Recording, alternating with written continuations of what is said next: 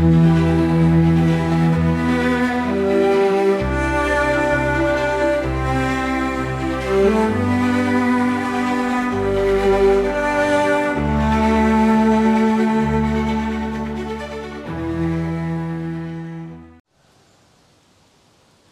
Pierre.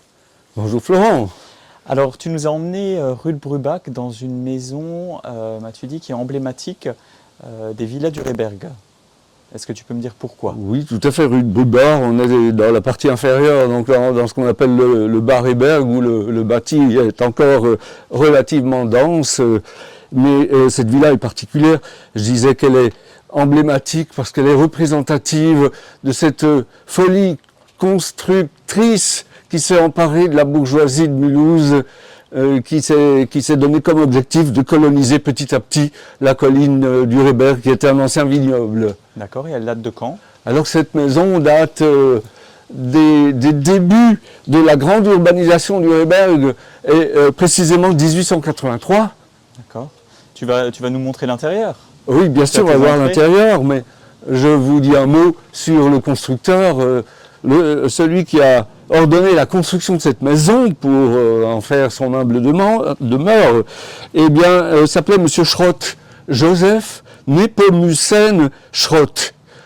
Il est venu droit de Prusse, a ouvert un cabinet de dentiste à Mulhouse, et il était en même temps chirurgien, spécialiste réputé, régional du bec de lièvre, de l'opération du bec de lièvre. Il a fait construire cette maison en 1883.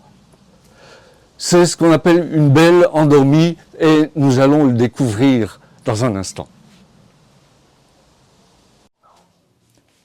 Alors Pierre, on est à l'intérieur de cette magnifique maison, et tu veux nous montrer certains détails qui témoignent du passé? Tout à fait, à commencer par le hall d'entrée. Alors cette maison, elle a une caractéristique, c'est une belle endormie. Elle s'est refermée sur elle-même. On est projeté dans la fin du 19e siècle.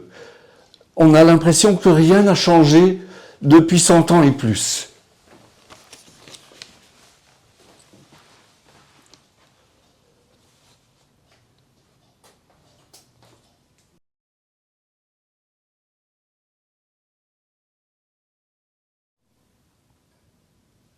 La cuisine non plus n'a pas changé, avec son carrelage de 2 couleurs et son évier côté fenêtre qui est une authentique, ce qu'on appelait des pierres d'eau, une authentique pierre en marbre noir. D'origine évidemment, on est dans les années 1880. J'imagine qu'on n'en a pas deux comme ça dans le Rehberg? Je n'en ai pas trouvé de second. Chaque pièce dans cette maison est un cabinet de curiosité, un musée,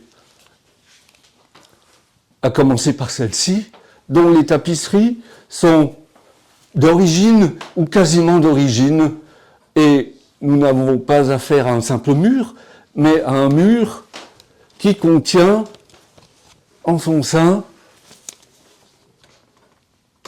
des étagères.